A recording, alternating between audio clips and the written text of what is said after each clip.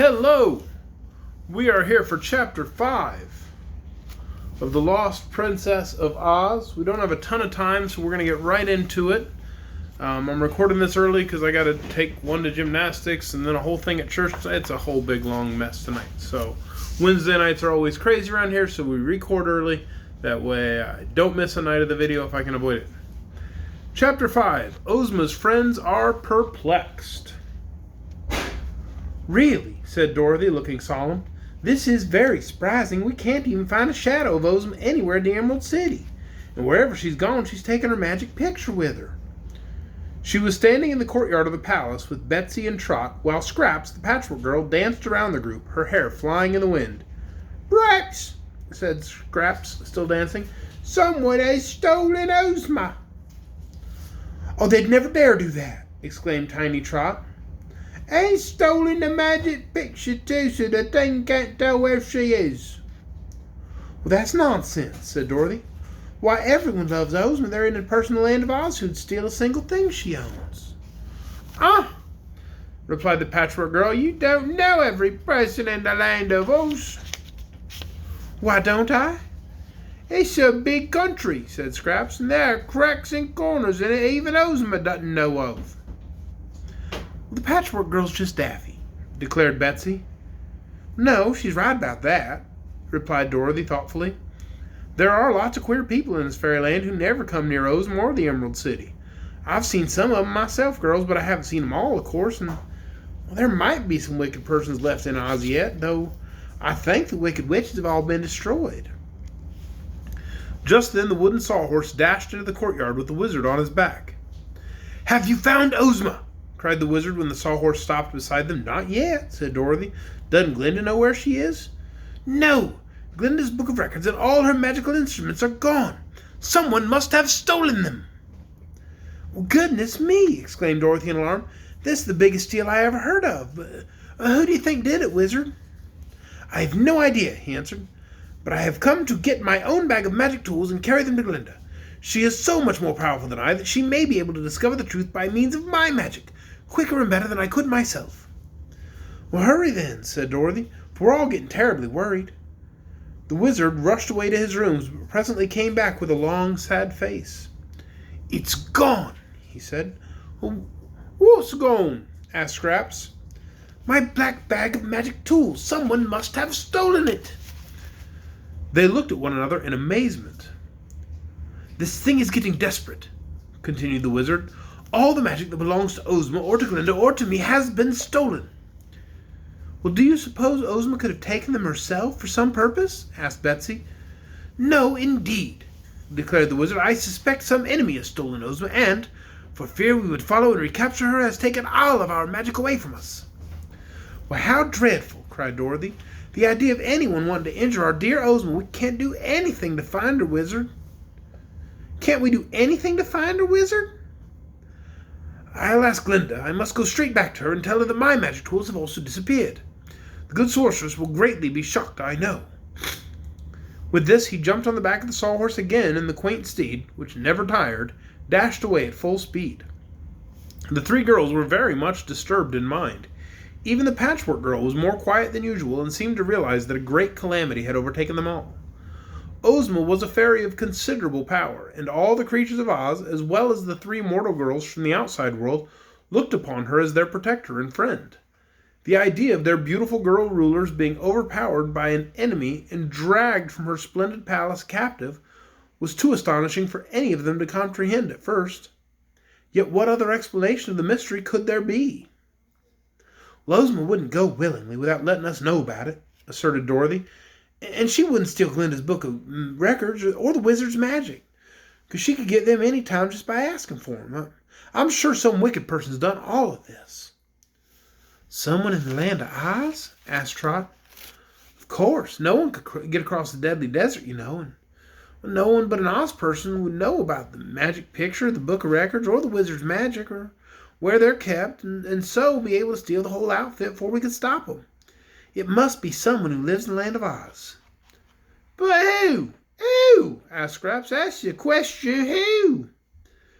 "Well, if we knew," replied Dorothy severely, "we wouldn't be standing here doing nothing." Just then 2 boys entered the courtyard and approached the group of girls. One boy was dressed in a fantastic Munchkin costume, a blue jacket and knickerbockers, blue leather shoes, and a blue hat with a high peak and tiny silver bells dangling from its rim. And this was Ojo the Lucky, who had once come from the Munchkin country of Oz and now lived in the Emerald City.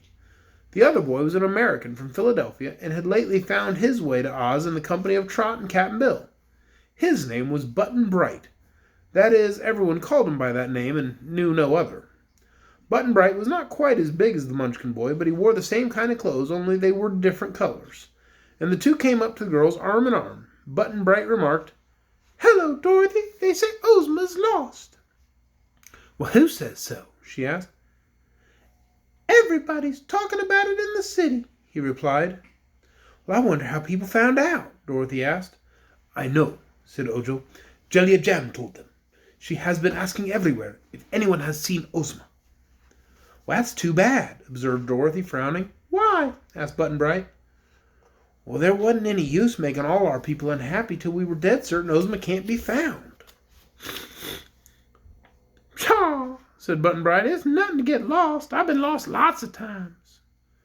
"That's true," admitted Trot, who knew the boy had a habit of getting lost and then finding himself again. "But it's different with Ozma. She's the ruler of all this big fairyland, and we're afraid the reason she's lost is because somebody's stolen her away." "Only wicked people steal," said Ojo. "Do you know of any wicked people in Oz, Dorothy?" "No," she replied.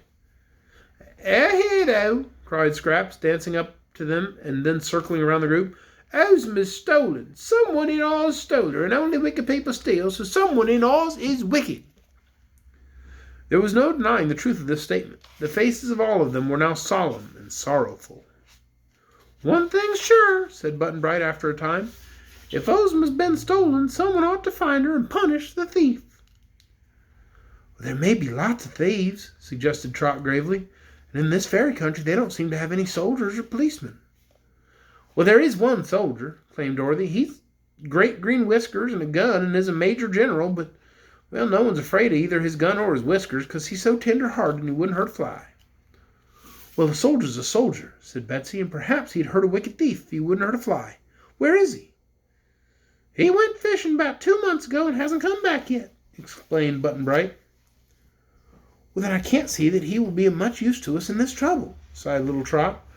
"Perhaps Ozma, who is a fairy, can get away from the thieves without any help from anybody." "Well, she might be able to," admitted Dorothy reflectively. "But if she had the power to do that, isn't it likely she'd have let herself be stolen? It isn't likely she'd have let herself be stolen. So, well, the thieves must have been even more powerful in magic than our Ozma." There was no denying this argument, and although they talked the matter over all the rest of the day, they were unable to decide how Ozma had been stolen against her will, or who had committed the dreadful deed. Toward evening the wizard came back, riding slowly upon the sawhorse, because he felt discouraged and perplexed. Glinda came later in her aerial chariot, drawn by 20 milk-white swans, and she also seemed worried and unhappy. More of Ozma's friends joined them that evening. They all had a long talk together. "I think," said Dorothy, "we ought to start out right away in search of our dear Ozma. Seems cruel for us to live comfortably in her palace while she's a prisoner in the power of some wicked enemy." "Yes," agreed Glinda the sorceress. "Someone ought to search for her. I cannot go myself, but I must work hard in order to create some new instruments of sorcery by means of which I may rescue our fair ruler. But if you can find her in the meantime and let me know who has stolen her, will enable me to rescue her much more quickly." "Well, then we'll start tomorrow morning," decided Dorothy. "Betsy and Trot and I won't waste another minute." "I'm not sure you girls will make good detectives," remarked the wizard. "But I'll go with you to protect you from harm and to give you my advice. All my wizardry, alas, is stolen, so I am now really no more a wizard than any of you. But I will try to protect you from any enemies you meet." "Well, what harm could happen to us in Oz?" inquired Trot. "What harm happened to Ozma?" returned the wizard.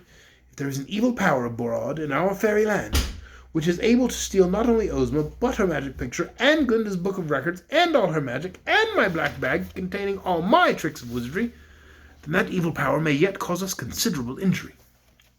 Ozma is a fairy, and so is Glinda, so no power can kill or destroy them, but you girls are all mortals, and so are Button-Bright and I, so we must watch out for ourselves."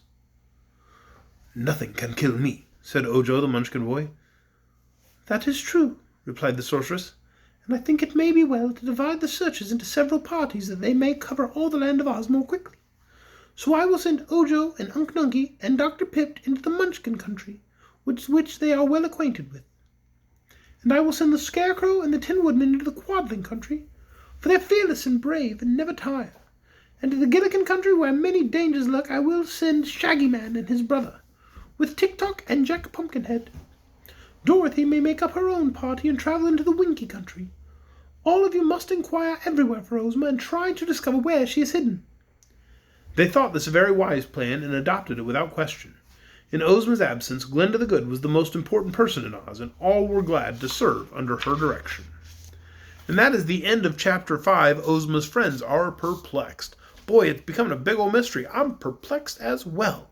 But maybe that just makes me one of Ozma's friends. That'd be nice. Oh, look, there's a munchkin. Honestly, I kind of that. All right. Pictures. Well, I'm going to let you guys go for tonight. I got to get moving. I got a bunch of stuff I got to get done. I'll get this posted around 8 o'clock. Good night, everyone.